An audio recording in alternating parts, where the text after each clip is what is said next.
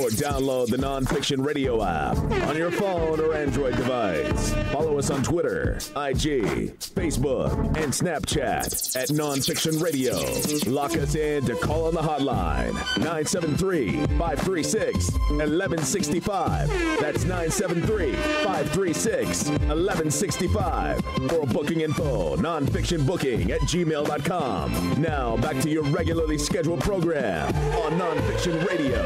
If it ain't nonfiction, it's just fiction. What up, though? This is Big Snoop Dogg, and you're listening to NonFiction Radio, the #1 station in Jersey. So says Big Snoop Dogg. NonFiction Radio. Jersey #1 station, goddammit. Translation. Listen to it, cause it's what you've been asking for. Translation, nigga.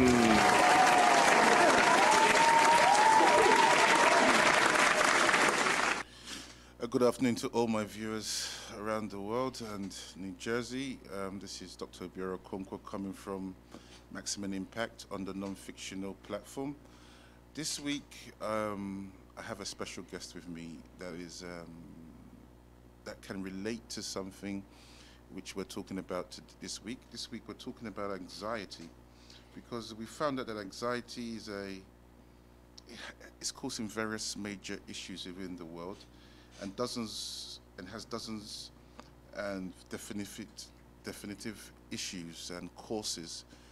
So this week I've brought a guest that has experienced or is still experiencing, which we may find out as the show goes on, what is anxiety. And I think it's very important for us to have a live individual that can express what he's gone through, how it affects him, how it impacts him, how it impacts his society, and what knowledge he has for viewers outside in the outside world on how they can cope with anxiety. And he can give us his knowledge of what he's learnt and how we can deal with it. And he will talk from his own definitive, practical understanding. And I would try to add in a few scriptures here and there from the Bible, and we'll try to get to a point in which we can agree or even to disagree of what we can do in order to tackle this disease, and how we can cope with it in this modern day and age. So without further ado, I'd like to introduce my guest, Mr. Terrence Dixon. Hello. Thanks for having me. Who is my cousin at the same time. But Terrence, I've known you for nearly going to 15 years, and it surprised me, every day I saw you were smiling, you had a smile on your face, walking like there was nothing wrong with you. Then all of a sudden, you come out with a master blast that you were suffering from anxiety. And you didn't even know what you were suffering from. Right. And after everything, you came up with a terminology called anxiety. So can you just express to us your journey and what you went through and how you got to the point of knowing it was anxiety you were suffering from? Yeah, well, I think in this world, most people that walk around with a smile on their faces have a little more underneath that smile. But approximately 4 years ago, I had an issue with a business partner. My business was falling apart.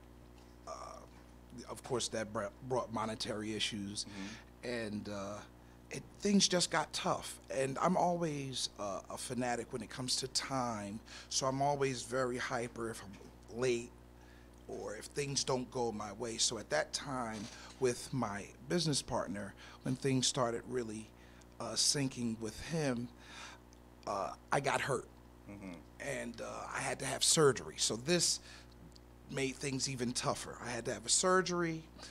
I started worrying about money, and before I knew it, I didn't have an appetite. I couldn't eat. Okay, so I'm thinking that I had some type of gastrointestinal issue, and I went to a doctor. I had colonoscopy twice, and they couldn't find anything. So it was really, really disheartening because it got to the point where I started losing weight at a rapid rate. I really started losing it, and it really scared me because I didn't know what was happening.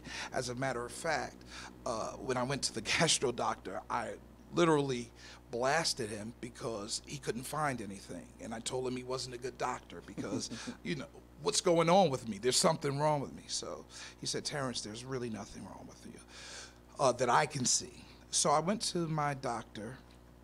After about 6 months, I went to my general physician, and he said, listen, Terrence, he said, are you depressed?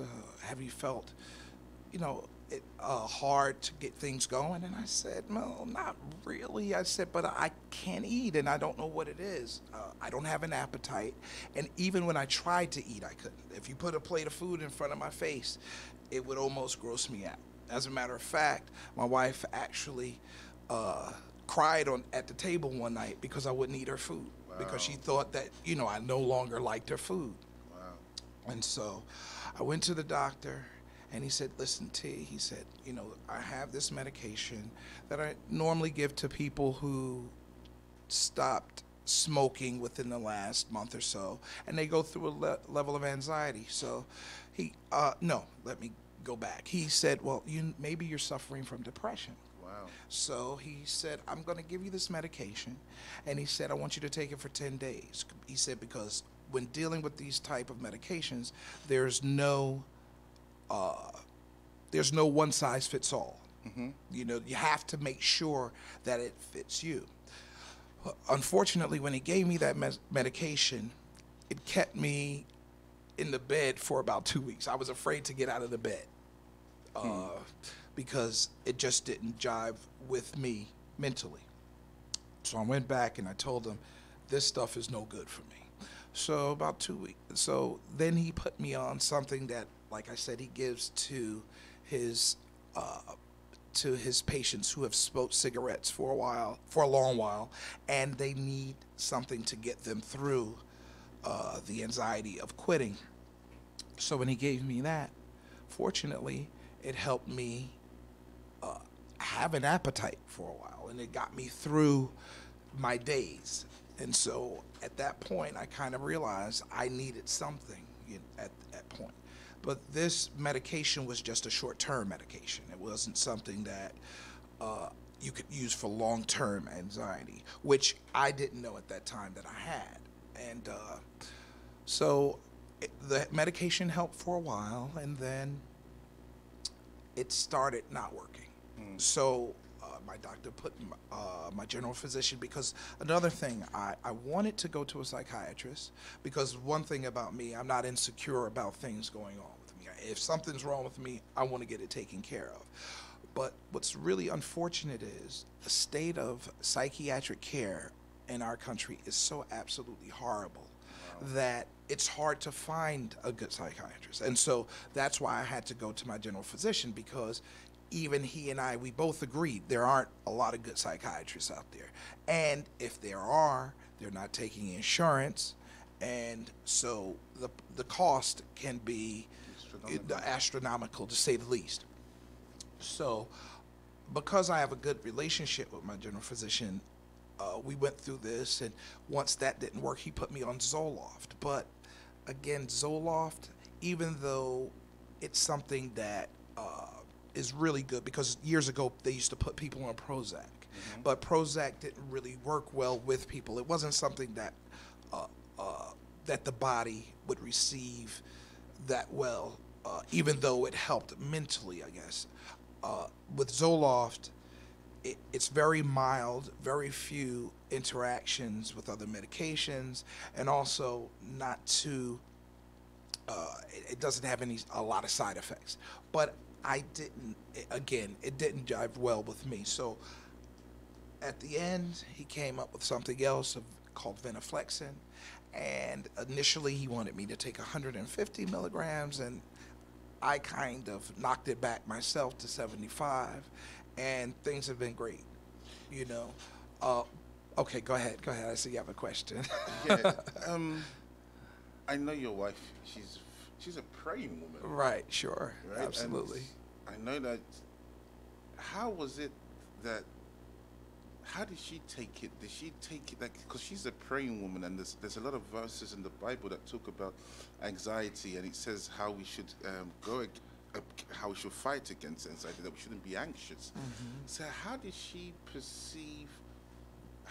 How was she able to interact with you? Because maybe she was looking at it from a spiritual level, and you are the person that is suffering from a physical level. Sure.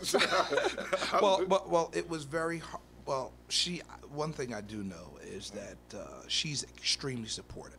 Correct. So she not only prayed for me, but she was just very supportive of trying to keep things calm and good for me. Wow. Because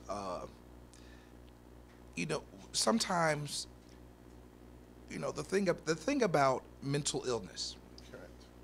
And I give this analogy all the time, especially in the African community, the black community. We look at it as a stigma that we're not ready to deal with, and we look at it as if that person's mentally ill, they're crazy, and the unfortunate part is this: if you're sick and you go to the doctor, it doesn't mean that you have terminal cancer.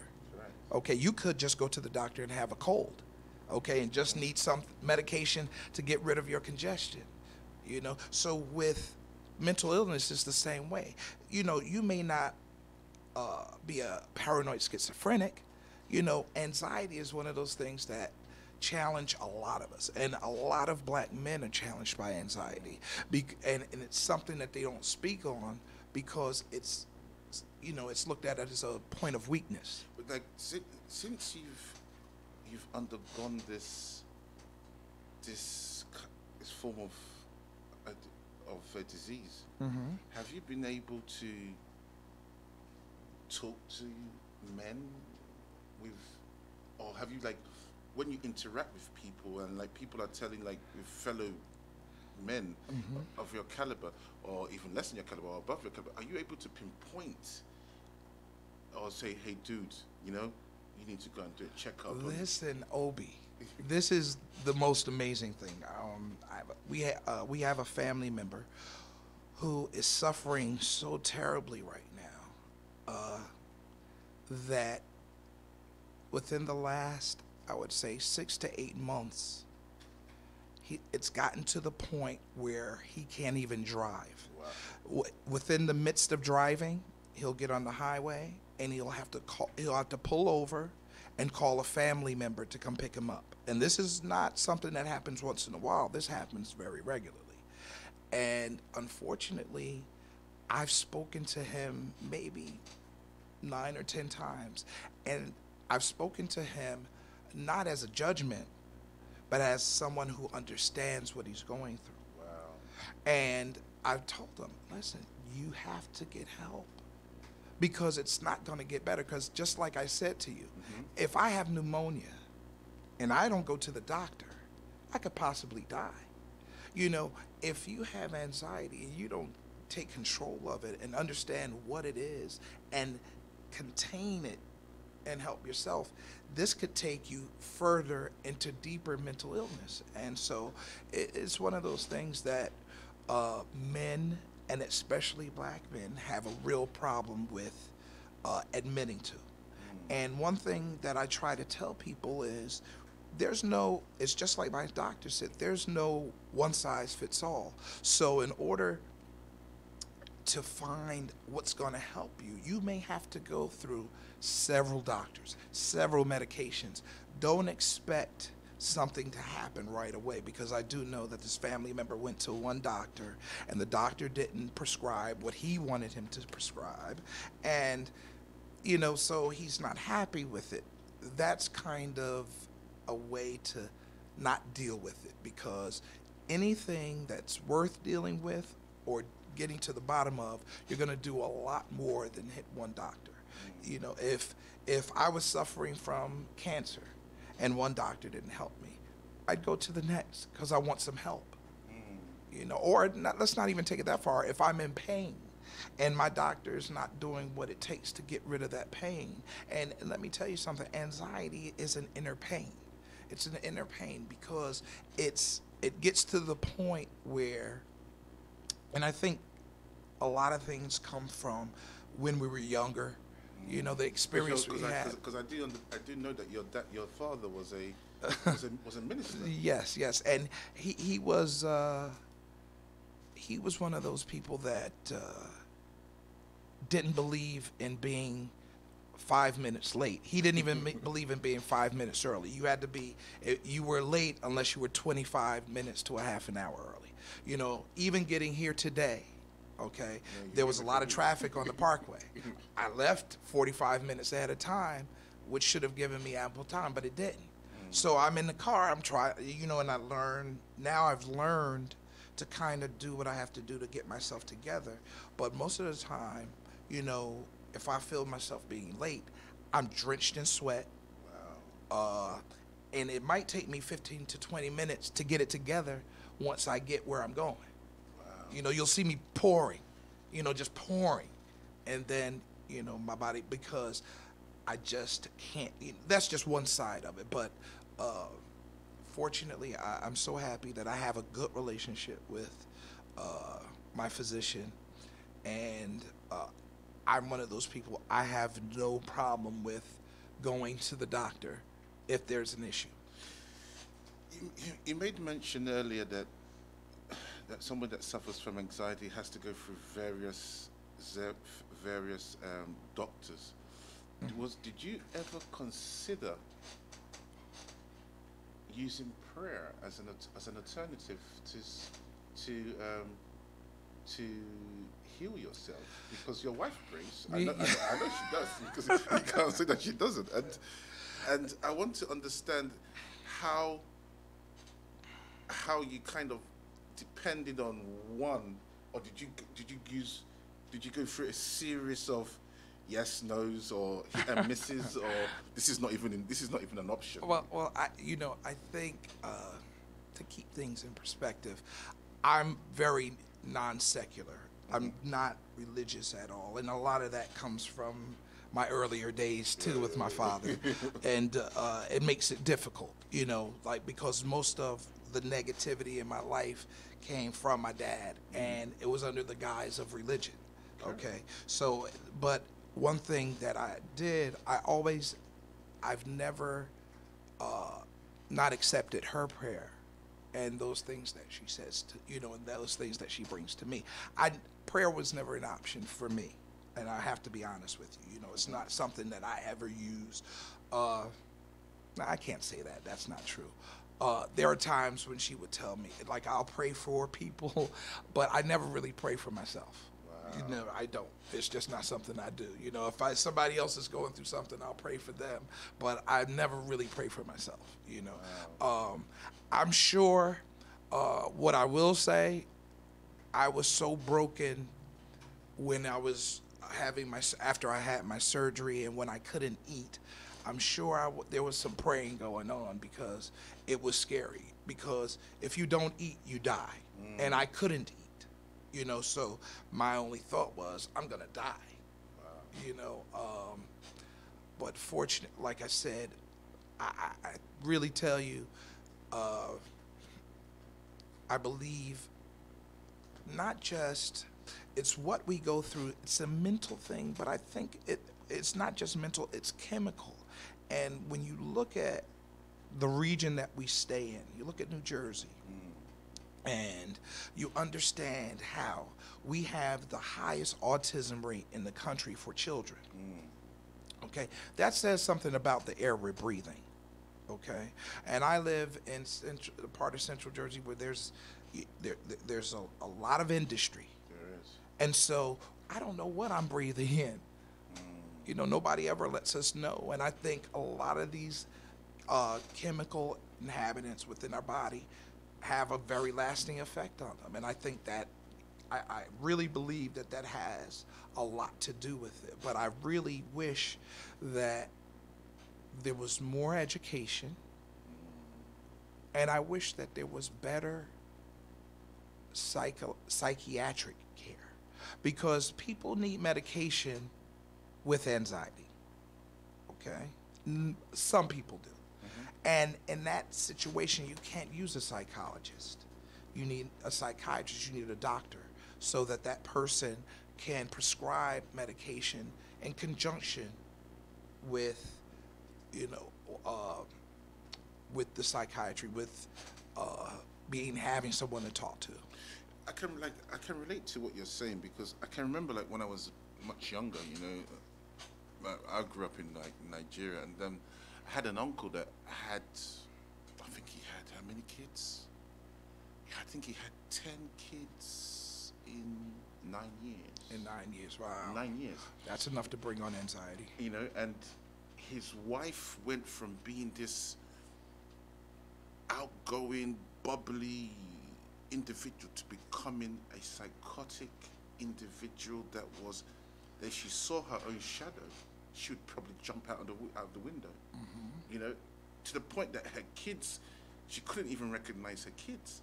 And it got to the point that they were taking her to different prayer houses, praying different prayers, this, that, casting this demon, casting that demon out. Then, God bless my mother's soul, my mother came out and said, have you taken her to a doctor? Right. They did everything spiritually. Sure. But they forgot the one thing that has been produced. Sure. I've taken her to the doctor. And she was diagnosed with postpartum depression. Correct. Yeah, because see, we are so but it had got so far that she's gone. This is what I told you. To bring her back it was stated stated that she could never be who she was. We've just got, as in the medical field, is you have to manage it until your expiration date. It got too far because of the fact that you've left her for so many years with no care, taking nothing, that the chemical imbalance, the contraction and losing of all these chemicals from having all these children had torn her apart, that she was a different individual. And it's nothing. Could prayer have solved the problem? I can't really. Yes, but in that specific period, it didn't solve it. And it was to the fact that there's a saying that goes, "I know the doctor who knows the doctor who is the doctor." So in my philosophy, I would say Jesus is the doctor, God is the doctor, that He made the doctor to cure your sicknesses. So you can go to the doctor, which is Christ, but doctor has a doctor that can do the doctoring of the thing. So I can relate to what you're saying, and it's amazing that knowing you for all these years, that when you came out about it, I never knew, what you were going through, and it's scary that a person can come out today, smile with you, and go home and be battling with demons that are terrible. But my question is, how did it affect your household? How could you keep your household in such? Well, because I have a very good woman, because let me tell you, it's tough. It's very tough.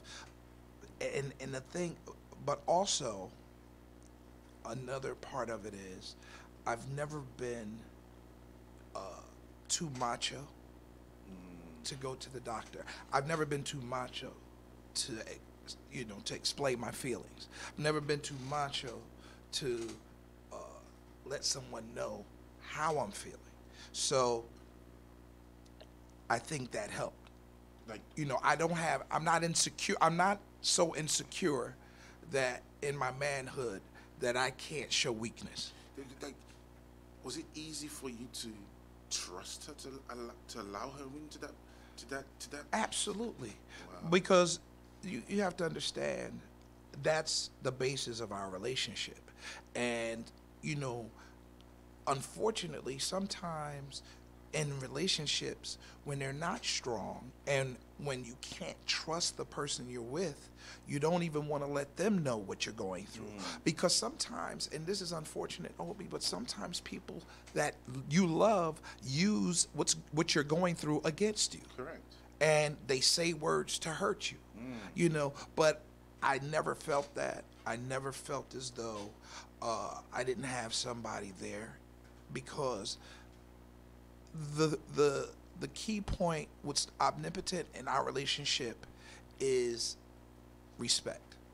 Because to me, respect trumps love all day long. Because I can't love somebody that doesn't respect me. That's not even possible. You know, so having someone that I respected and I know respects me, it gave me the trust that, listen, this is what I'm going through, and I'm scared. You know, I'm scared because I don't know what's happening. I feel like I'm gonna die. I can't eat. If you don't eat, you die. And that's what I felt like. And that was the scariest part, really. You know, not being able to eat and not understanding why I couldn't eat. Was that your darkest moment? That was my absolute darkest moment. Because this guy, like I said, everything just started, you know, snowball effect. You know, I had a business with this gentleman. Things were doing well. I find out that he's stealing money from me. I find out that he's stealing money from others that I trust.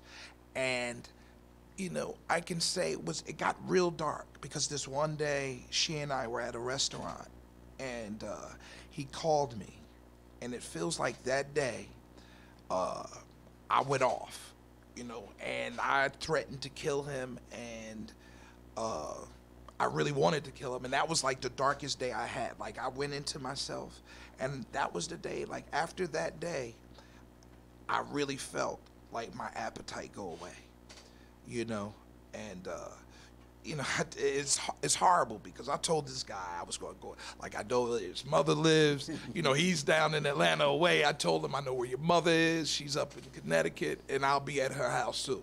And that's how I felt, you know.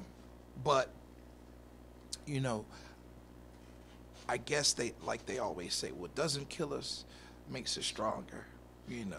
But do you think that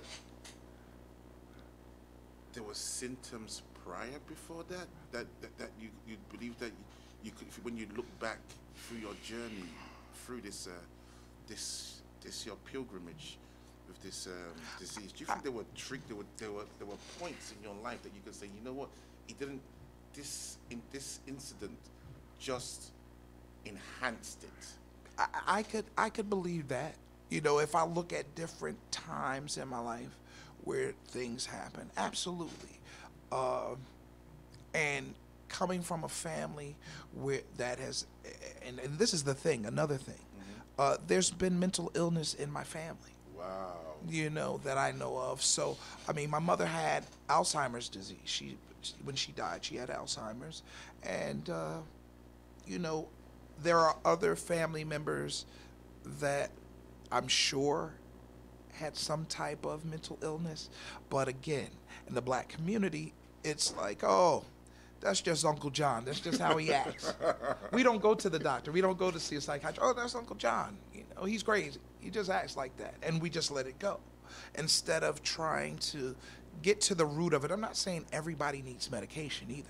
Sometimes people just need to get things out so that they understand themselves. Because sometimes we bottle stuff up, you know. And again, one thing about black men, we don't cry.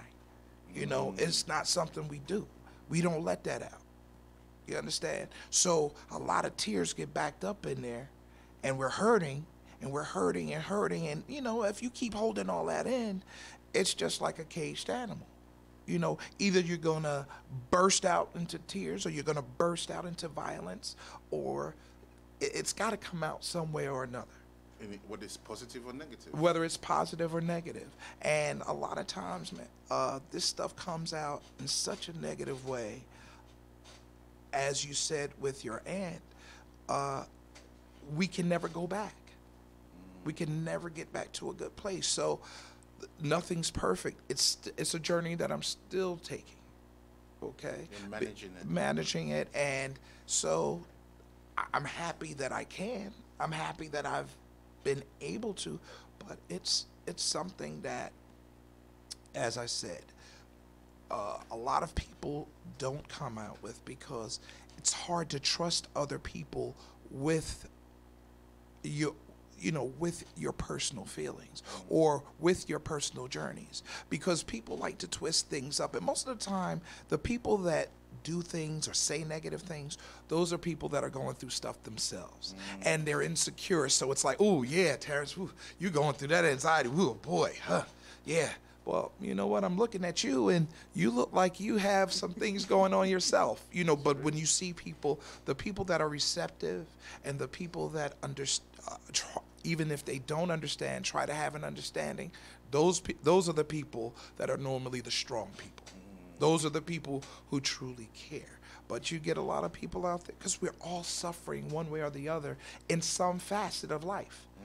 We all have good days and we all have bad days. And really, life is about learning how to manage bad days.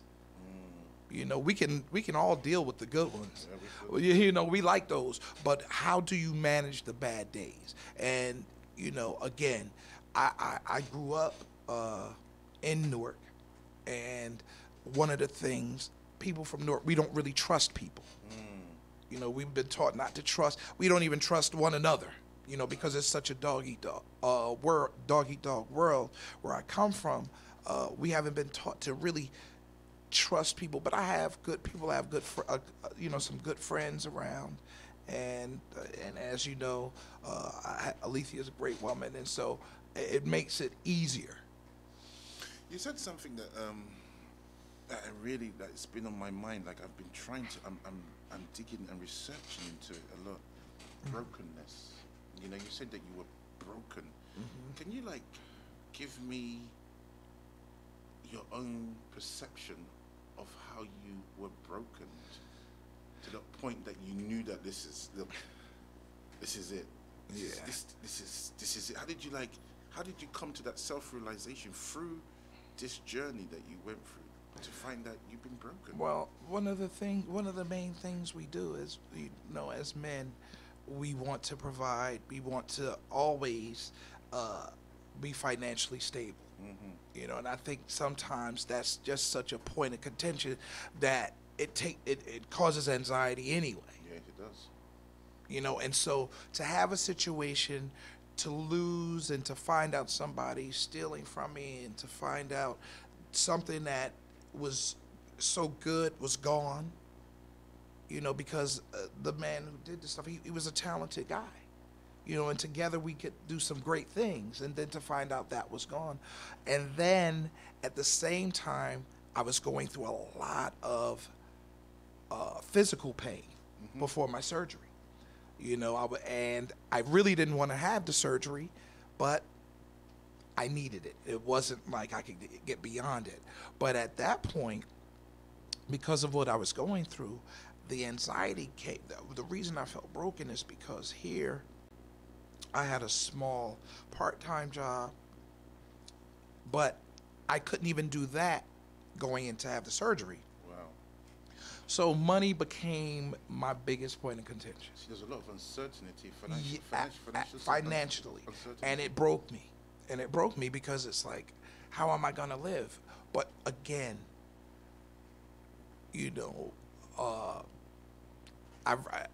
mentally I put myself through it because I didn't talk to anybody.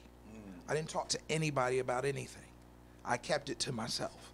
And that's one of the things I've always done. And that, when you said that I realized some of those things in my past that could have gotten me here, or did I see where that could have been a problem? That, of course, because I wasn't talking about the things that really got me where I was. And had I let it go,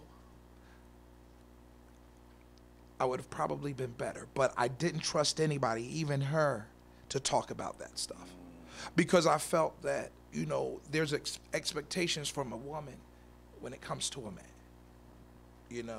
And I didn't feel like she would understand, or that I could trust her enough that she wouldn't make me feel bad about what I was already feeling bad about. Because sometimes people don't even understand subconsciously what they do to you.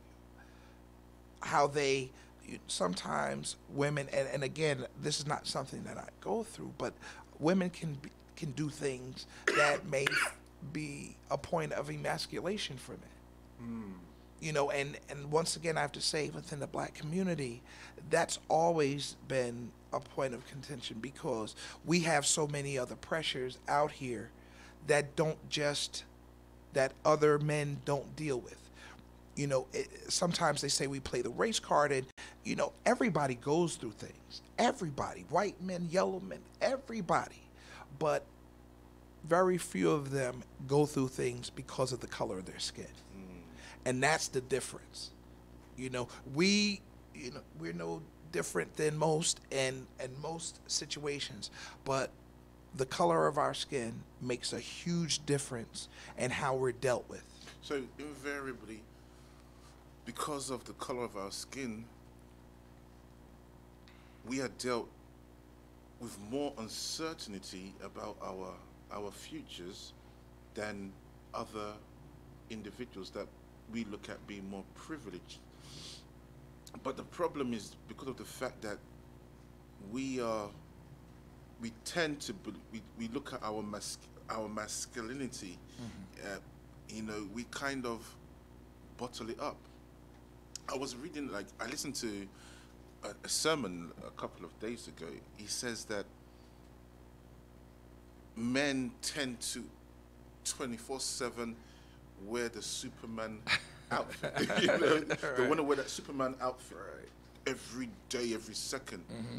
But the woman wants, he's so scared to show the Clark Kent side of him, And when he shows the Clark Kent side of it, it takes a receptive individual. Doesn't only mean your partner, it could be a family, it could be your community, to understand the humanity part of that Clark Kent, to embrace it and let them know that it's not always that Superman is called upon, And in your case, you're one of the lucky few, because That's how I feel. I do really know that a lot of men have gone through anxiety of uncertainty. I think all men go through anxiety at a stage, and does prayer help? I do believe that prayer can give you a piece of calmness, but you should not overlook the physiological aspect of it, of seeing that doctor, Absolutely. to understand what you're dealing with. You have to understand the demon to give the demon a specific instruction for it to clear out. And I've seen you, maybe I have not seen you in your darkest hour, but I've seen you in few lows and your highs. And the reason why I called you today was because I think you're a typical example for the community to see that you've been through it, you are still going through it, you're managing it, and there's a lot they can learn from you, from your journey, and you can express this knowledge and talk to men, because I'm sure that you have an impact in your community. Absolutely. Because your community, the community to me is not just neighborhood. Sure. It's your household. Right. And I know that you have a very strong household. I know that you have a very strong praying household.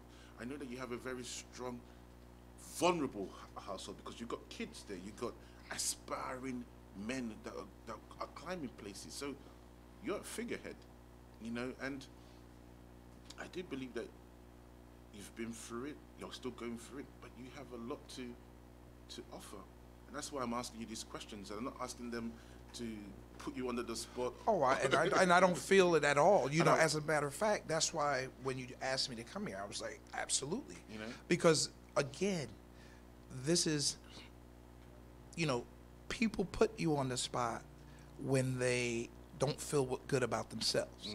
Okay, I don't feel that here. I know that you want people to understand what it's like. You want people to understand that it's not something to be embarrassed about. Correct.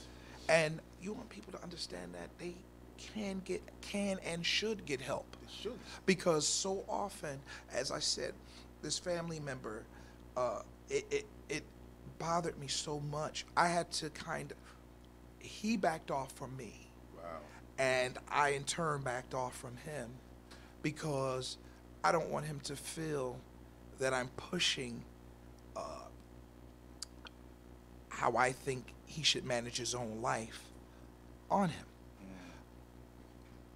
The reason that I was so adamant about talking to him is because I care about him so much, and I don't want him to die. And people don't understand how serious this thing is. You know, this is a man who, if you're in a car and you go through a point where you're in the middle of traffic on the highway and you just can't go anymore, that could be very dangerous. You could hurt yourself, you could hurt other people. So it really makes me happy to be able to divulge ways to help you, to get help, because I see so many people that really don't want to even recognize that they have a problem. I mean, you and I have people in our lives that we know don't want to deal with certain things, and that's the problem. We all have things we don't want to deal with. Are we scared? Well, I think life is scary. Life is scary. Some things, when you don't want to deal with certain things, that's because you're scared of it. Is it because, or is life scary, or you're afraid to look at that vulnerable side of you? Well, again, there are things, this is society. Society puts all of these stipulations on us, okay? So it's not cool to be vulnerable. It's better to go out and get drunk or get high than to be vulnerable enough to say, I go to a psychiatrist. It's much easier to do that. And so what we do is we do those things that take away pain for a short period of time, and then we're still dealing with those things the next day. They're still there. So, and I guess too, it's not just society, it also has to do with the way that certain people are raised. I mean, I was raised in a household where weakness was not something that you could show, even with my mother. I remember one time I told my mother, I said, listen, Mom, all I want you to do is, let me know you love me. And she was like, love you? She was like, what you need love for? She was like, you need to love yourself. But that's the kind of tough background she came from. And I was about 10, 11 years old. You know what I'm saying? And my parents, I never heard my parents say I love you. They never said I loved you to each other. They never said I love you to any of the kids. And it's funny, even on my father's deathbed, I told him, I said, Dad, I really love you. And he's like, I'm really glad to hear you tell me that. I'm really glad to know that you feel this way about me. Wow. But he couldn't say it back. But I understood it, but this is where I come from. So there are things that we all deal with in life, and that's just an aspect of it. So we could, anxiety anxiety can be seen as not your present situation then. It could be something that is way back in your... Well, it is my present situation, but it doesn't mean that it came directly from it or completely from the situation at hand. It could have, there has to be other aspects of my life that lead to it. But of course, as we get older, it's just like if you have a old football injury, when you get to be our age, that's when you really start feeling it. So this is just like a little brain injury that I'm dealing with. But it really, I tell you, it's unbelievable where I was maybe 3 years ago, maybe. Yeah, about 3 years ago, and where I am today. When you were going through this incident, which you've now managed for the past 3 years, how did you get to understand it to the point that you embraced it and decided to deal with it? Well, I do. Well, like I told you, when I couldn't eat, that was a problem. Correct. And I couldn't understand. I'm going to the doctor, gastroenterologist, getting exam after exam, and nothing coming up. So it got scary, And so did you do research? I absolutely. Well, I did research, and so one of the things that I did more than even research is, like I said, having a good relationship with my general physician, because I go to my physician at least every 6 months, and he knows me, and we sat down and we talked, and I didn't know what was happening. He brought it up to me. He said, listen, he said, do you think, he thought that I was going through depression. And are they similar? and they're very much intertwined. Okay. And I said, well, I don't think I am, but maybe I am. I mean, things are a little rough, so maybe I am. And he said, well, listen, like I told you, he put me on the medication. I can't remember what it was. I could just remember that I don't ever want to have it again in my life because of the way it made me feel. Hallucinating? I mean, it didn't make me hallucinate, but it scared the mess out of me. Like, I literally couldn't get out of the bed for like 10 days. Like, I just stayed under the covers. Like, it was really crazy. That was the safest place. Yeah, absolutely. And so then when he gave me the medication for, I think it's bupropion, he gave me that, which is just mild and is completely for anxiety. Like within maybe 2 or 3 days, I started having an appetite. I'm like, wow. It felt like things, like the cloud was lifting, And I was on that for a while. I was on that longer than I should have been, because that's only something that's only temporary. But I tell you, it really showed me that what I'm working with is an imbalance. And if I don't deal with it this way, it's going to come out another way. Yeah, So how have you, since you've dealt with it, or you've recognized what you're going through, how have you been able to live with it and progress, like expand yourself and achieve your goals and purposes? Listen, I couldn't even, I'm always in school, always taking classes, and I couldn't even get my work done. Wow. I couldn't study. Go home, in the bed. Couldn't do anything. Did you cry? I'm sure I did somewhere down the line. I'm sure it got real heavy.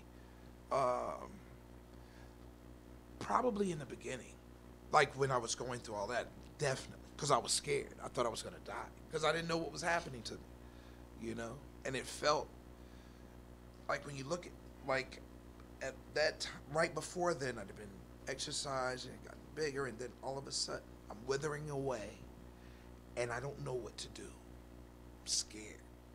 Like, that's why I went off on the doctor, because I'm wondering, why can't he find what's going on with me? He's going to allow me to die? So, yeah, I'm sure there was some tears shed then, absolutely, because I was scared. As it stands now, I just have to be appreciative of every day that's given to me, which most people aren't. Most people don't appreciate every day. And you have to. And that's why I don't let heavy things pile up on me. And I have to tell you, when I go home, she has to understand, listen, don't throw a lot of stuff on me at one time. It's too much, like right now, I don't want that. Not saying that, we could deal with big issues, but as you know, sometimes ladies can be a little, I always say, a little emotionally selfish. They understand their sensitivities, but don't understand the sensitivities of others.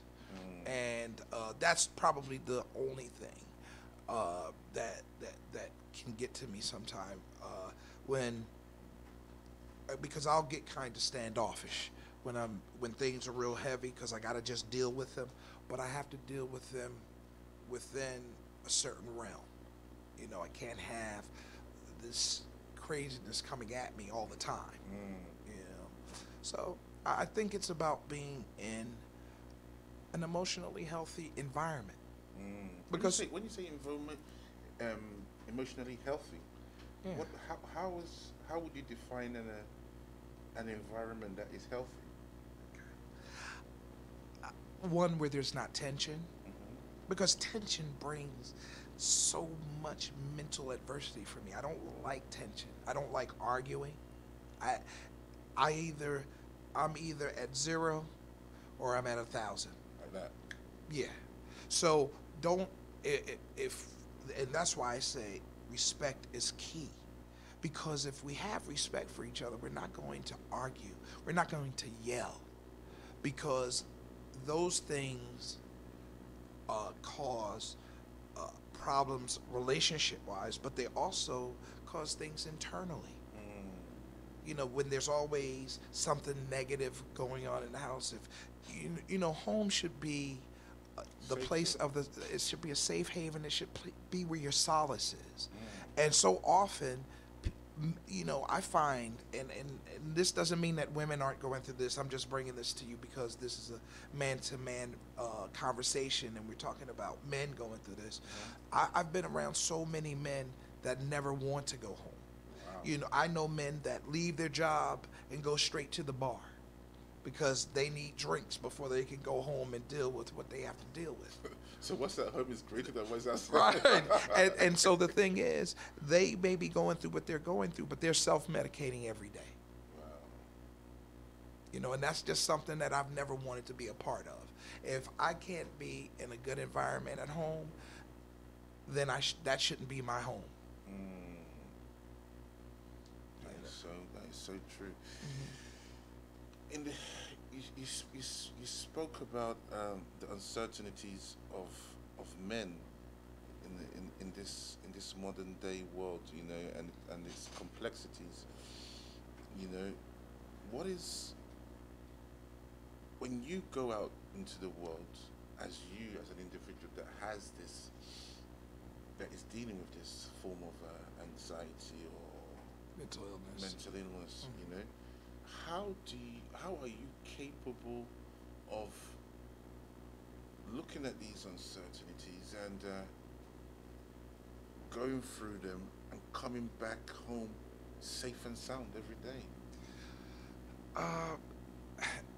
You know, one of the biggest things about me is I'm a really loving individual. I have a good heart, you know, and I love people, even though this world is pretty wicked. So when I go out, you know, I'm such an individual that likes to interact with people. There's some good people out there.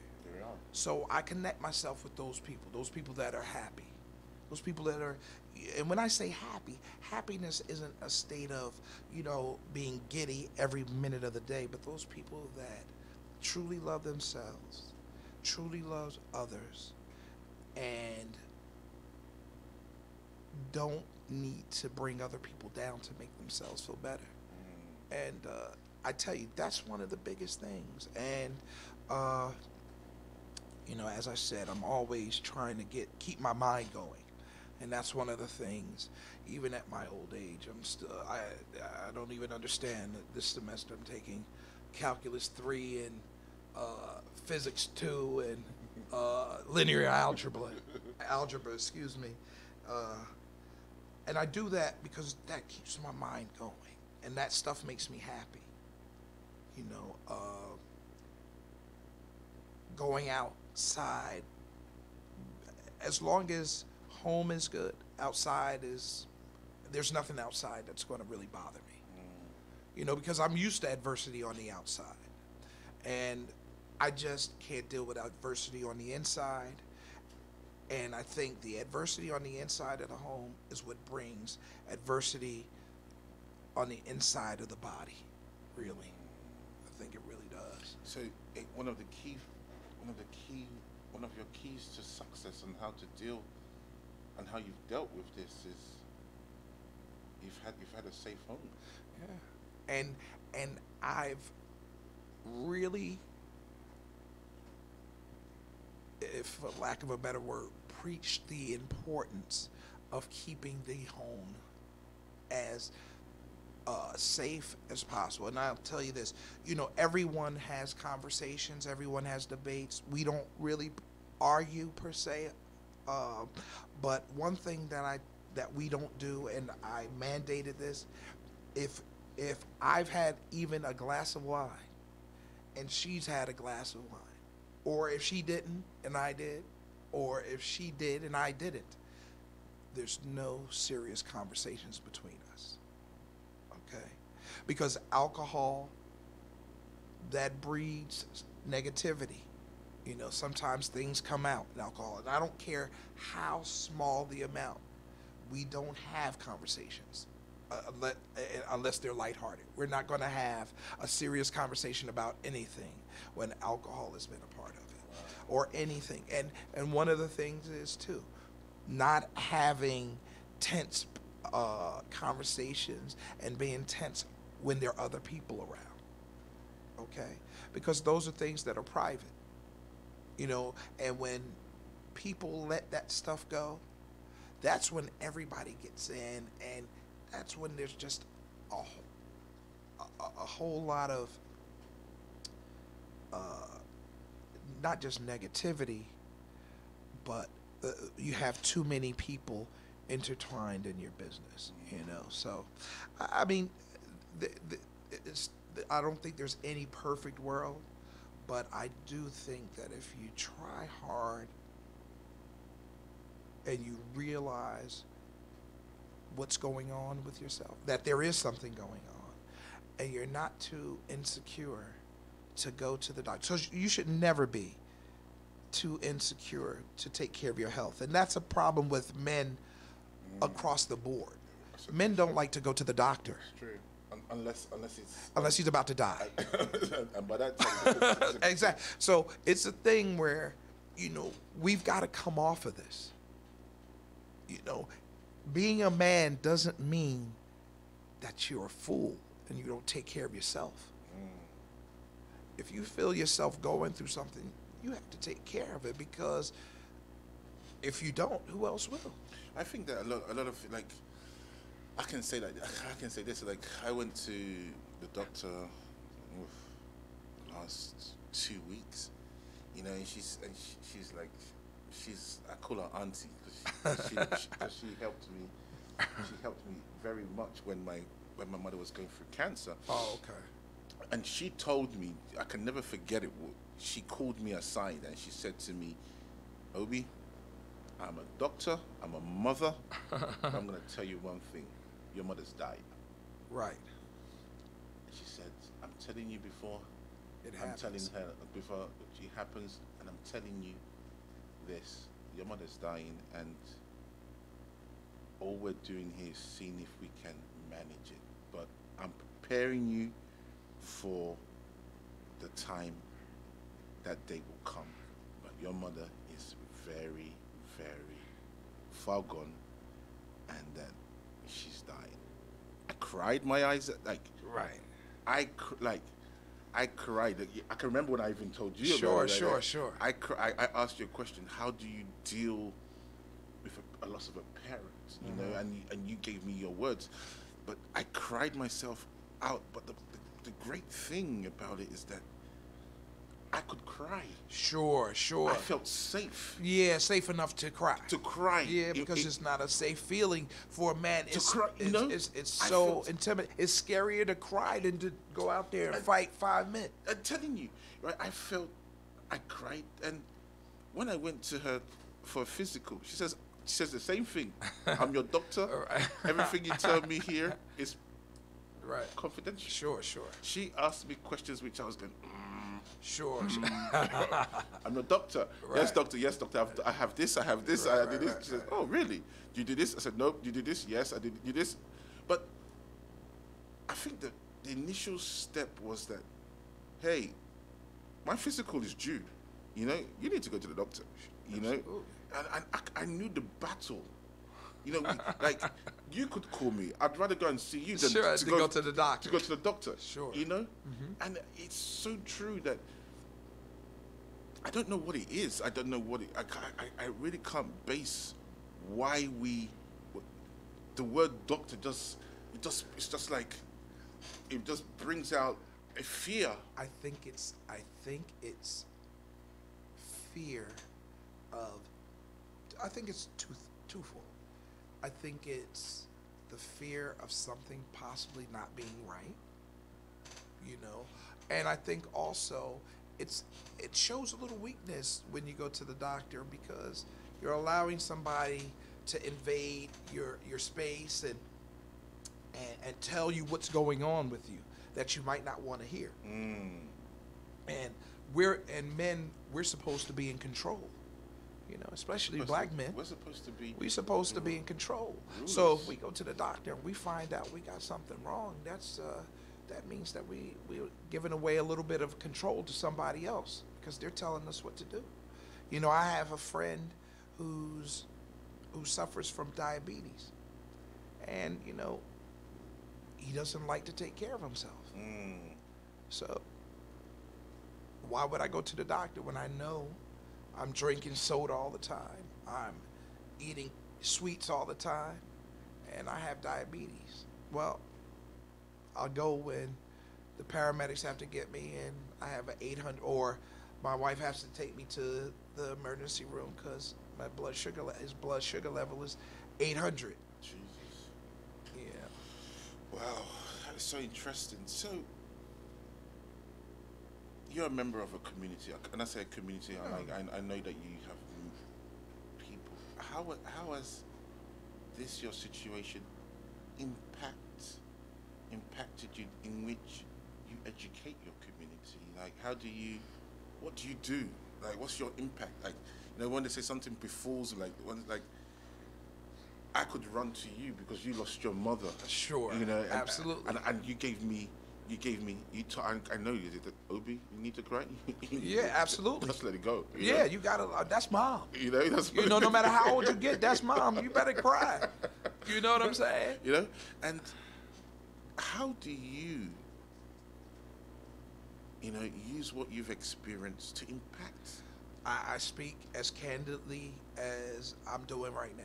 Wow. Because I have no qualms about showing my experiences. Like I said to you, people will try to make you feel bad about what you're going through. Oh, wow. You know, really? You're going through this? Boy, that's terrible.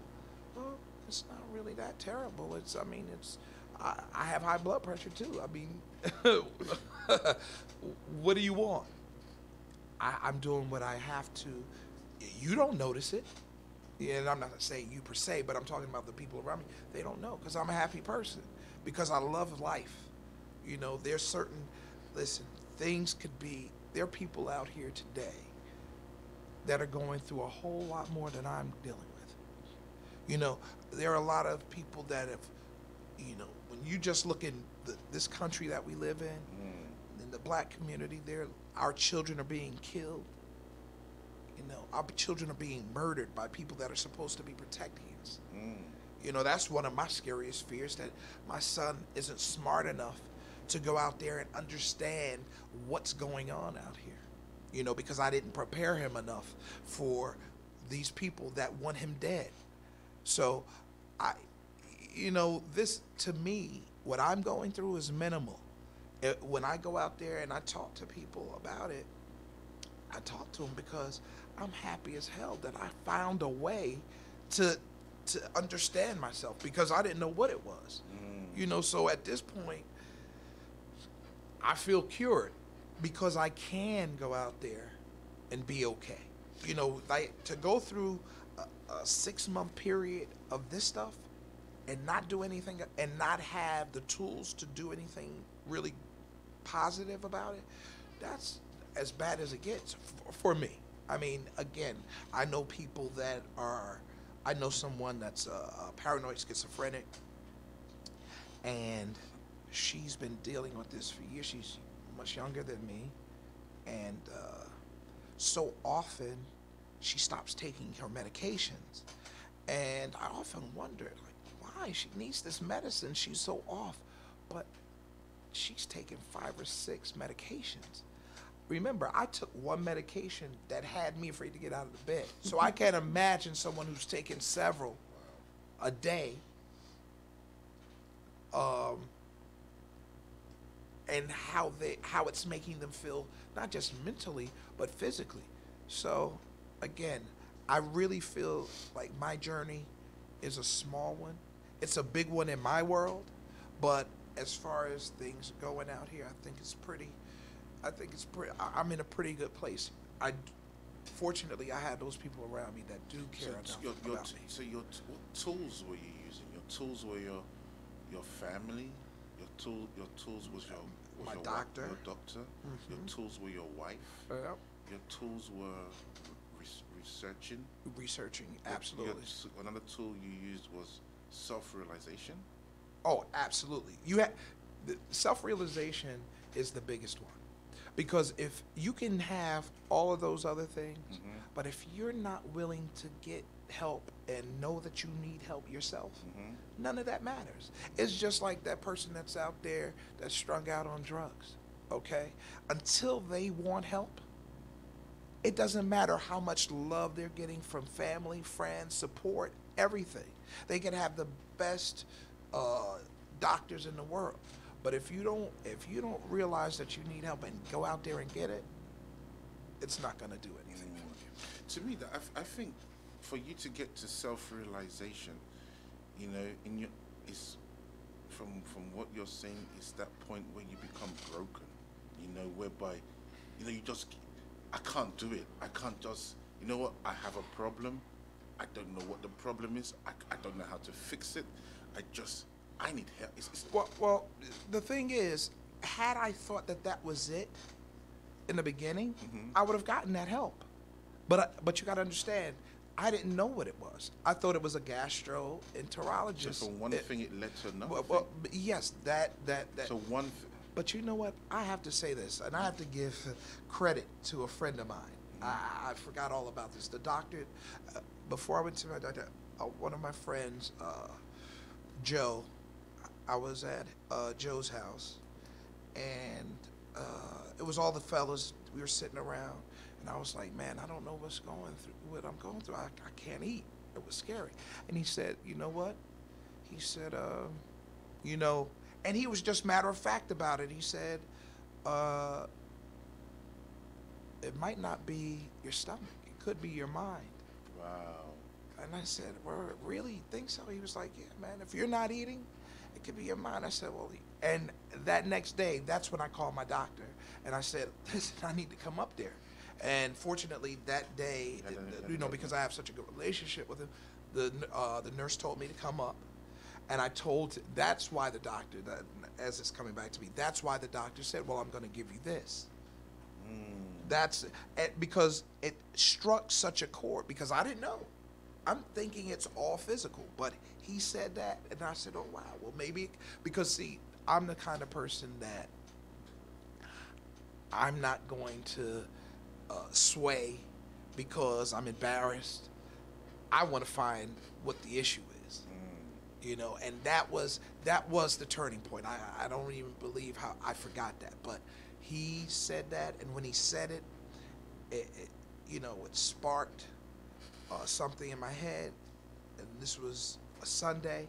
At Monday, I called the doctor, and that's when I went up there, and he said, yeah, sure, let's try this. And he said, and again, and for anybody who's suffering or think that they may be suffering, you can't have, your expectations have to be, your expectation is key. Your expectation has got to be one that it's a process. It's not something that's going to happen overnight. You're not going to be cured overnight. And so good thing that my doctor said was, listen, I'm giving you this, but this is not one size fits all. Everybody needs something, we all need a little tweak to this stuff. And that's why, really, a few weeks ago, I stopped taking it, and my medication, and I was fine. But I got a little nervous, and I said, you know what, with all the stress of classes and work and all that stuff, I need to keep myself together and make sure. But I split it in half, and it's been fine. How was it when you came out? Because we talk about it. How was it when it came out, when you told your extended family what you were going through? Did you ever explain to like your brothers, your brother, My sister, yeah. your sister? Yeah, absolutely. Absolutely. How would they in receiving such a? The funny thing about my brother and I, there's such a distance in age, a gap in age, excuse me. And I was always the little brother that always was a pain in the behind. But since we're adults, I mean, he sat down and he listened to me, and he was extremely receptive. Wow. Because he understands. And it's not just that he understood, but he understands that I'm not afraid to let people know, because I don't want to be one of those people that doesn't take care of themselves because they care about what other people think and end up in a bad situation. And that's what people do. We come from a background where what people think matters a whole lot. More than what we think about ourselves. Absolutely. Mm-hmm. Absolutely. And so when you get caught up in that, and it's very easy to, when you get caught up in that, it can really take you for a whirl. But it never, once I got to the place where I felt better, I never felt embarrassed or felt like I couldn't go to anyone and tell them what I'm going through, because I'd rather be where I am now than where I was 2 or 3 years ago. And if me telling someone that helps them, because like I told you, a lot of times guys are like, oh, you going through that? But a lot of them are going through things themselves. And okay, we have a caller. Okay, Let sure. me just. Hello. Hello. Hello.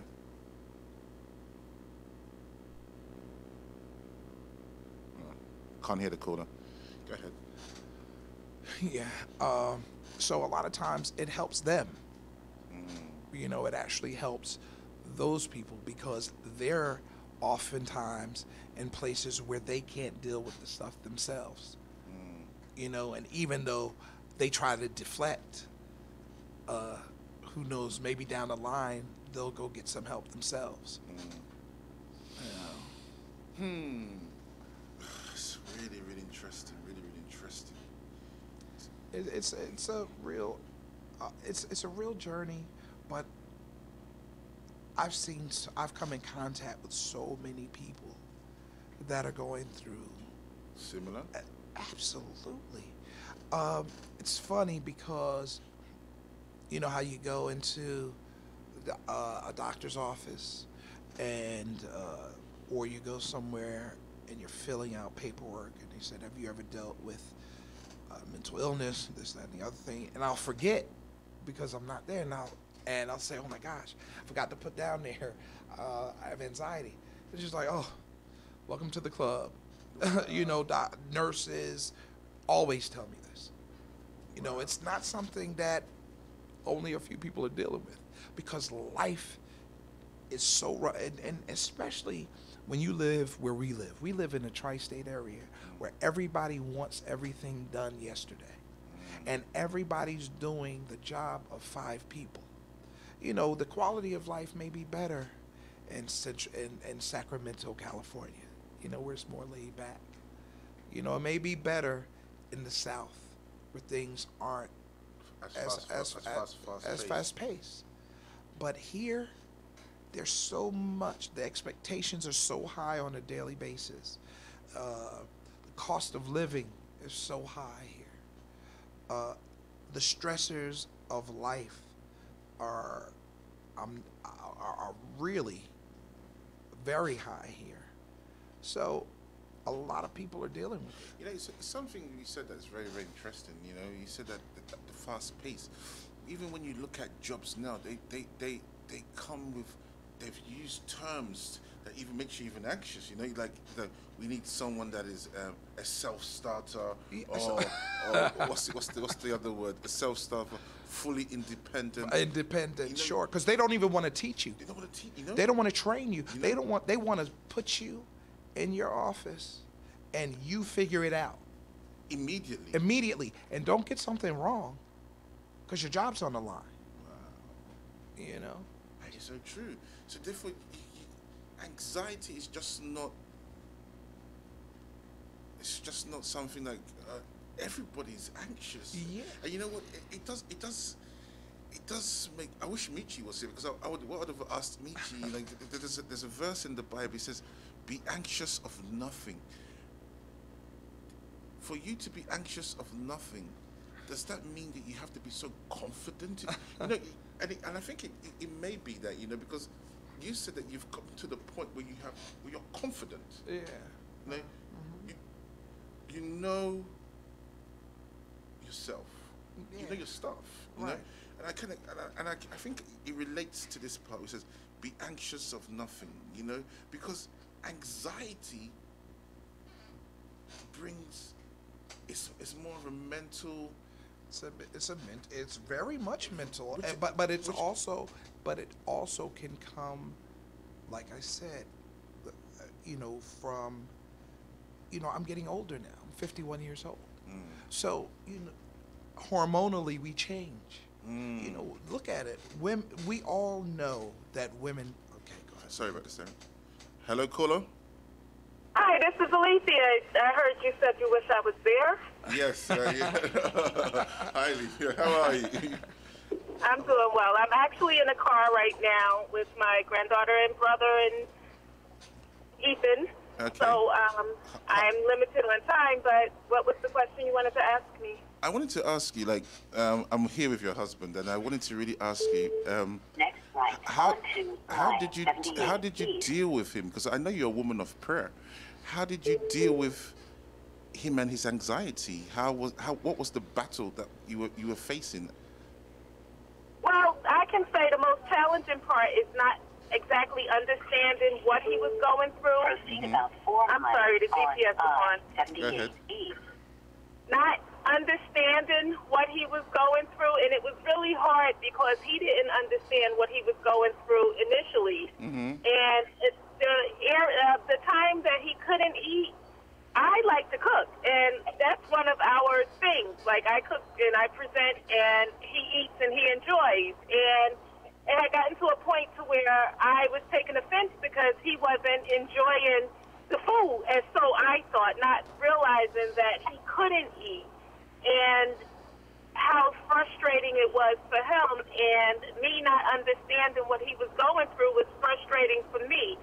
So once he got to a point to where he was actually able to really talk about what he was going through, to where I was able to understand it, I knew that I had to exercise a lot more patience and to try to understand what it was he was going through. That was the scariest time in both of our lives because the year before that he had went into the hospital with meningitis. So I didn't know what was going on with him. I didn't understand this type of anxiety. You know, you hear anxiety, you hear the word, people play with the word, they don't take it as serious as it is. And anxiety affects all, you know, everyone differently. Yes. So this was the first time I've ever experienced anyone completely losing their appetite. I mean, he couldn't eat. He was losing weight dramatically. And me being on the opposite side of it, not understanding what it is he's going through, why is he going through this, and then I even went through a phase where it was, is it something that I'm doing, what can I do to make it better, because I didn't understand his anxiety. So I just say that that was the absolute most challenging part, and I can say how we dealt with it was once the line of communication had opened up, and he was able to explain to me what he was going through, and between the two of us doing our own research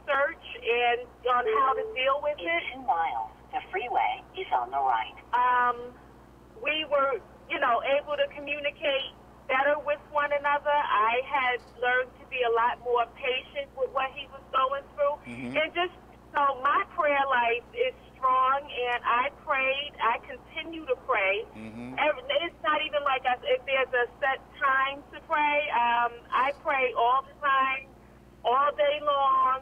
Whenever I even feel like something is going on or something is, irritating or, over the top or just anything, I go into prayer. I pray by myself. I pray out loud. I'll go take some quiet time. I'll spend time in the bathroom. I'll go into my granddaughter's room. I'll go anywhere. I'll just start praying. And God delivers. God definitely answers my prayers. I mean, he has come so far in the last 3 years. I've been watching him. The man that he is better than the man that I fell in love with. Wow. Because he is able to acknowledge what he's going through, and he seeks help for what he's going through, and he's communicating what he's going through.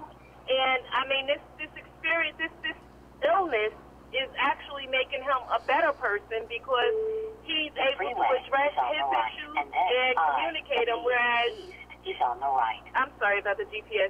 Okay. He's able to communicate it a lot better because he understands it a lot better, and just in general, his communication has improved a lot because I think he realizes that, he can't hold this in. He has to talk about it. And it's like he said earlier in the conversation, it's a time and it's a place, so we make sure that when we do have serious conversations, we're both in the right mindset, and it's not compromised by anything. And no relationship is perfect, but with him going through what he's been through and what he's still going through, I can say that I believe it has helped strengthen us. Amen. So I have one more question, which I will ask him later on. What is your advice to women that have partners that are going through depression? Hello? Hello? I have a question. I think I might be driving through a bad area. I'm not hearing you that well. I said I have one question which I'll ask him later on. But my question is, what would you say to women who have partners that are going through anxiety? What should they do? I think that they, should try and be patient and understanding. Like I said, like Karen said earlier, and I'm going to say now, there's no one size fit all. So you have to really, truly try and understand where your significant other is with what he's going through, and exercise patience and prayer, and realize that they don't have the control over it. It is an illness. So, try to talk it out, and sometimes try and be quiet and let them go through what it is that they're going through, because when they're ready to talk, they will. Exit 49B is on the right. I thank you very much for calling into the show. I thank you for being very supportive to Terrence, and I pray that God's blessings will continue to make you more understanding and more helpful to the community that you're serving and the community that you intend to go through in your future work. I think that this is an excellent topic. I mean, honestly, I think there should be an encore to it because it needs to be shared. More men especially need to hear about this because it's such an important topic that's not addressed, especially in the Black community. So thank you so much for having him on. Thank you. And giving me the opportunity to call in. I'm glad. You see, I'm listening. I wasn't able to be there, but I'm listening. Thank you very much, Michi. Thanks, man. Thank you. All right. Talk to you later. Okay. Right. Wow. That's really important. That's really important. Absolutely. So, I know we're running for time now, but what's your parting words which you would give to the Black community, the Black men, The Black male the community. Black male that are like so stuck up that that can't happen to me, but meanwhile it's really tearing them up. Their houses are, Well, I think the thing is understand that they're not alone. Okay, understand that this fake machismo that we're supposed to have is really fake, because strength doesn't come from being tough and not taking care of yourself. Strength takes you loving yourself first. enough to know when you need to do things to take care of yourself. And there's no way you can love or help anyone else if you're not well yourself. And that's the biggest thing. You know, like if you don't care for yourself, and a lot of the tough guy attitude is because we don't love ourselves. We don't love ourselves. We hate ourselves so much because we want to be this tough person. You know, that's the only way we can have any worth. You know, when that toughness means absolutely zero, you know, it means nothing in life. Really, at the end of the day, the people around you taking care and loving and being able to show love to your children, to the people around you that love you, and getting rid of those facades. Because I'm telling you, a lot of this has been a facade. You know, me carrying these weights on top of me and acting like I'm this tough guy that can handle it, and I'm not a tough guy. You know, because really, this beat me down enough to let me know that I'm not tough. You know, and I'm not a tough guy, and I have to deal with life just like everybody else. You know, some of the strongest men out there, you know, my parting words to this, I was there's a Netflix movie on right now about Quincy Jones. Okay, it's one of the best documentaries, biographies I've seen in a very long time. And we're talking about a man that for 70 years has been at the top of his game, okay? But he still suffers from things. His mother, they took his mother out in a straitjacket when he was about 7 years old, I think, okay?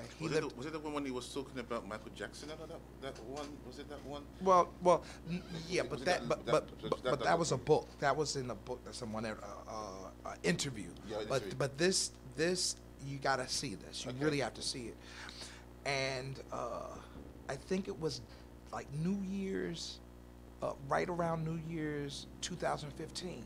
This man was 81 years old, and he almost died because he drank too much. He was drinking wine all the time. Here we go again. People trying to cover up things. We're talking about a man that's worth $400 million, you know, has the best of everything in his life. You know, we equate that to, you know, he should be happy. But it doesn't mean that you're happy. And you have to find that point in that place in your life where you're happy with you. Not with the person you're with. Because the person you're with can't make you happy if you're not happy with yourself. You've got to be there first. So what your mother said was right. Yeah, you don't need love. You need to love yourself. On that note, yeah, absolutely. But listen, it's crazy, but true. You know, you have to, because if you're looking for it from somebody else, if you're looking for somebody else to create what you want, the satisfaction that you want, it's never gonna be there. You know, and a lot of times we become control freaks. We want to control ourselves, and we want to control the world around us because we want it to fit what we want it to fit. Trying to put square pegs into round holes. Yeah, we can't. Listen, you got to live and let live. You know, I can't change who Michi is. I can't change her.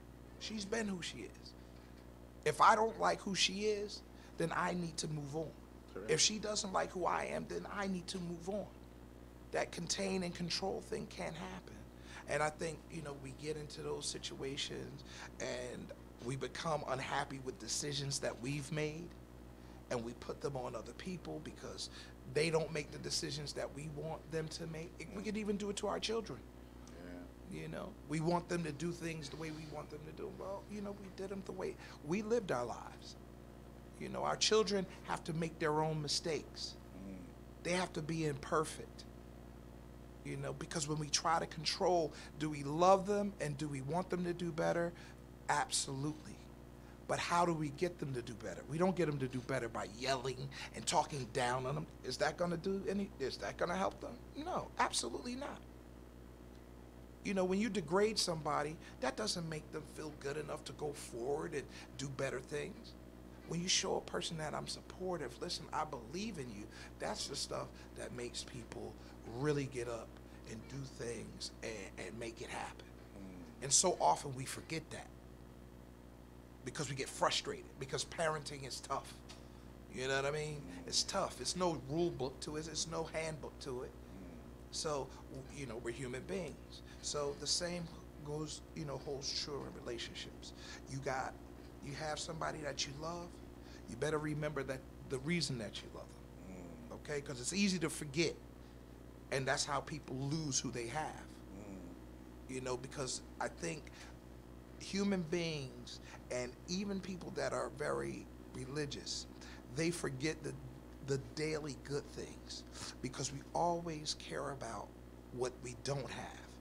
We don't wake up and say, and really, we're not real thankful that we woke up and that we're not sick today. You know, we don't wake up like that, but we'll be like, damn, I don't have enough. I really need to get X, Y, Z. We really need to get that for the house, and I got to spend this money for that. You know, the things that frustrate us. We're always thinking about the things that aren't perfect, that aren't good, that need work, that need to be taken care of. Never, if we gave, and I'm not even saying if we did it 50-50, if we were truly happy about the things that are good, maybe 20% of, you know, the amount of complaining we do about the not so good things, I think we'd be much better off. You know, Terrence, like, I'm so happy that you came here today because as I minister to myself, as I minister to you, I minister to myself, and I've always taken you as a brother, as an intellectual.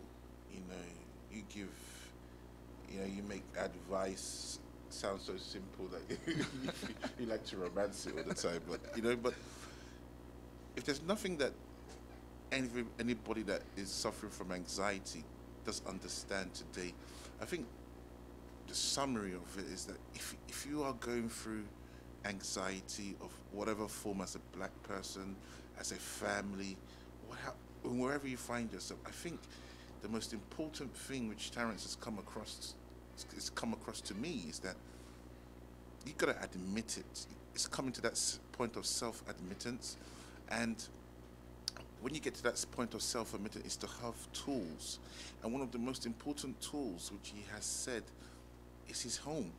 You know, his home is his safe house, that he is able to come home and feel safe in his house. But in that his house, he has a prayerful woman who's willing to listen, who's willing to give him his time, and has that patience, you know. So it has to come to a point in which you have to trust the partner with who you are with, and that person can give you that avenue to express yourself. And when you can express yourself and you feel you don't get vulnerable, you know, and that person has to have that patience, that wisdom, that understanding, to at the same time not to use your vulnerability as against you. Absolutely. And I think that covers the point in which where the Bible does talk about be anxious of nothing, because in the because there's a system which God, to wrap it up, there's a system which God brings into a situation in which you are able to have that position of rest, of peace, in which you won't be anxious about anything, because it's a dependency on a relationship that can neutralize that anxiety, you know. And it's always important for men to come to a realization that we are human. You know, it's great to be a provider, it's great to be this, it's great to be that, but the effects of us not identifying our anxiety or identifying that our actions have repercussions in our immediate environment is very, very scary, because it has an effect not only on our wives or our girlfriends or our children, our church, our job. It has an effect on everything. You know, I know that the world is uneasy. There's so much uncertainty, but there's one thing that the Bible does say, which I'm of total agreement with, is that do not allow. It says to be anxious of nothing. And for you to be anxious of nothing, you have to come into a realization in which you have to find the tools, have the education, have the physician, have the doctors, have the wife, have the girlfriend, have the child, have whatever is at your disposal to come into that position to be anxious of nothing. You know, be religious, pray, but you have to understand that God moves through different things, different ways, through different connections. You can't just limit God because it says be anxious of nothing. Oh, you know what? I'm not anxious. No, there's connectivity, there's connections that God uses to perform his miracles. And to me, this is a miracle whereby God has used this gentleman, which I've known for like 15 years, and used his wife to bring him to that level of peace. Is he at total peace?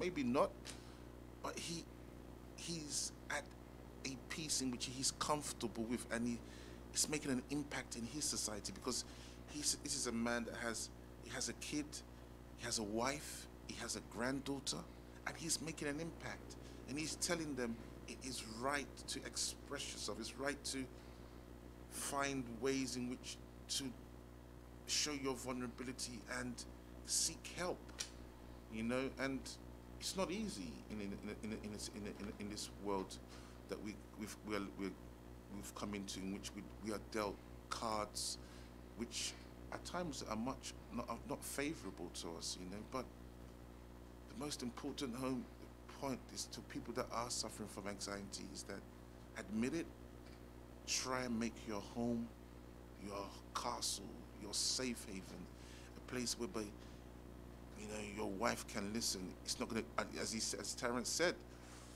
it's not going to be easy, but this way. I have a caller on the line. Let me come with him. Hello, caller. Yeah, hello. Hello. Yeah, what's good? I'm calling from Florida. Just checking in. How y'all doing? What y'all up to? That's fine, thank you. Who's speaking? This is Andrew. Hello, Andrew. Do you have a question, or do you want to speak to somebody? Yeah, may I speak to the host, please? Yes, I'm the host. How can I help you? I was just wondering what y'all nigger. Okay. That's what it happens with the people, like people with low mentalities, you know. But all the same, it's we are talking about incidents of which people have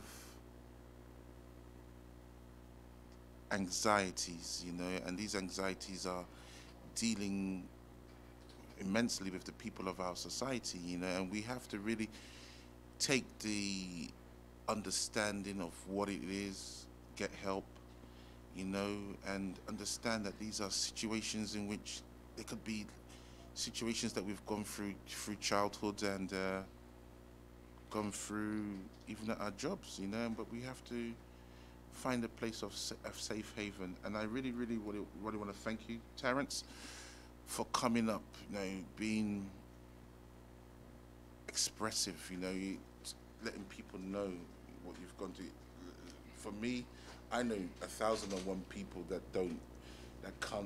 haven't got that courage to say I'm depressed. I know I'm anxious. I can tell you, like, for me, it was a struggle for me to, like, even understand what depression or anxiety was until it fell upon me, and lo and behold, you know, I came to you to understand what it was and go through what it was, you know, and it took a lot for me took a lot out of me, you know, and it's a daily struggle, you know, because I'm sure, like, in every household, there's some person that is crazy, has some form of mental illness, you know, and it's just that we just kind of push. That's, as you said, it's just Uncle John or Uncle or Aunt Pete. I can remember what one of my friends said one day. Like, his mother died, you know, His brother died like 10 years ago.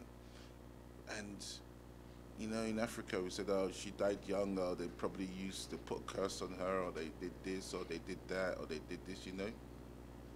It wasn't until he had an element, like he had a pimple on his nose, you know, and he went to the doctor, and the doctor said, oh, it's just a pimple, you know, like, but let's just take a swab of the pimple and see what it is. And he found that he had cancer. Wow. Of the nose. Wow.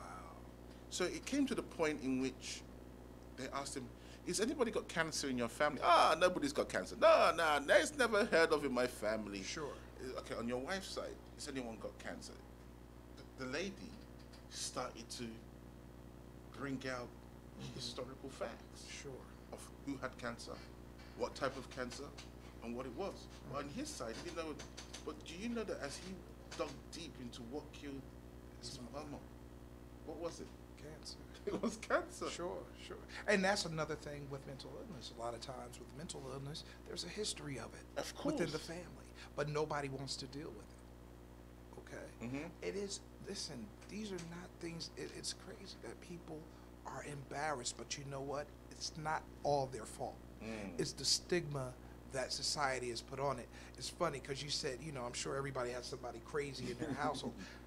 That's the thing. They don't want to be looked at as being somebody crazy. It's not that they're crazy.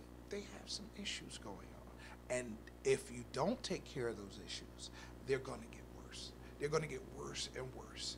You know, I explained to my family member a while back, I said, like I just told you earlier, if and like we said, if I have pneumonia and I don't go to the hospital to get the right medications in an IV, I could possibly die. Well, if I'm sitting here with a mental illness and I do nothing about it, it could go to a place where I never come back. You know how the woman did with postpartum depression. She did, you know, they just maintained her. She was no longer the same person. People don't believe that can happen to them. It can easily happen to you if you don't get the right tools to make sure you moderate this stuff. Because if you don't, it's just like having high blood pressure. If I didn't take my medication, you know, I could have a stroke or a heart attack. That's true. So I just, the stigma, the insecurities, the things that people are afraid, the fear, they just have to kind of do away with that stuff and get help. You know, the help is there. And if for nothing else, you know, if other people aren't trying to help you, help yourself. Love yourself enough To help yourself. to help yourself. It's true. That is very true. It's very true. You know, you have to love yourself. Like, sometimes love is tough, you know. Even though what your brother said could be really damaging. You don't need love. You need to love yourself. But it's true. You know, is. You know, if you do love yourself, then you know you got it beat. If you love yourself, it's really hard because a lot of times people put on these facades, but they don't really like what they see in the mirror. They don't like, if they have to go to sleep at night by themselves, they don't like who they're sleeping with because they don't like themselves. It's true. You know, if they aren't getting some type of recognition from others to make them feel better about themselves, they don't like themselves. And that's a terrible thing. But we all are like that to a degree. We all care about what other people think. We show that by the things we wear, by the things you know, the cars we drive. You know, people do this stuff because they care about what other people think. You know, otherwise, you know, we would be in rags and wouldn't really care as long as we're clean and, you know, didn't smell bad, but we do care. But sometimes we give other people too much power, and we don't realize that. When we gotta be overly masculine, that's for other people. It's not for ourselves. If you can't cry, listen, I don't care. I'll cry in front of anybody. Okay? At this point, listen, I don't care. Because you know what? I don't want to die. I don't want to kill myself by having all this stuff bottled up. You know what I mean? Do I got to be a little more honest. I'm not crying in front of anybody because I haven't gone to that point yet. But what I'm saying is, I don't have the insecurities that I had at 25. You know, which, you know, you understand the man that you are, and you don't have to have, you don't, well, I don't have to have reassurances that I'm a man. I know what I am. You understand what I am? What I'm saying?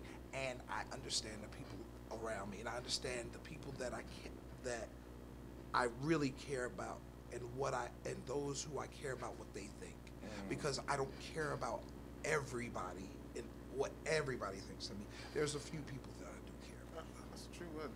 You know, it's a shame that we've come to a part of our shame that we've come to a part of our society in which we lose our own identity and we can't love ourselves, and it's so sad that that when we look at the mirror, we don't even know the person that we look in the mirror. But once again, I really must thank you for coming here, shedding light on anxiety, giving us a true story of what anxiety is, how you went through it, how it helped, how it was in your household, the impact it had. My motto is that I may not have come to save the masses, but I just care about the family. I think that the family is the most creative part of this universe. That once the family is right, the universe is right. Absolutely. It's because whatever the family gives you to leave and leave your nest, when you go out into the world, that's what you're gonna generate. That's what you're gonna use to multiply. And any way we can not be anxious, to follow the Bible way, which it says, be anxious of nothing, because anxiety is real. It's real in the black society, it's real in the white society, the Caribbean, whatever society is, anxiety is real. Maybe the seriousness is not as much as the black society because of the cards that we are dealt with, but however the cards we've been dealt with are, let us try to find a way to relate to the statement that says in the Bible, be anxious of nothing. Use the tools, maybe prayer, believing in God, visit the doctors, love yourself. However it is, use the necessary tools available to come out from this disease and all know how to manage it. Once again, Terrence Dixon. Thanks for having me. Good having you. Thank you. You're always welcome back. Okay. Will do, for sure. And thanks for your experience. I just want to thank my host, Pastor Israel, for letting me run this show this afternoon. I'd like to thank my assistant, Testimony, for being such a sweet person of getting Terrence here. And I'd like to thank you, viewers, for listening to us. I hope this message was well perceived. I hope that it has helped someone somewhere, someplace, at some point of time.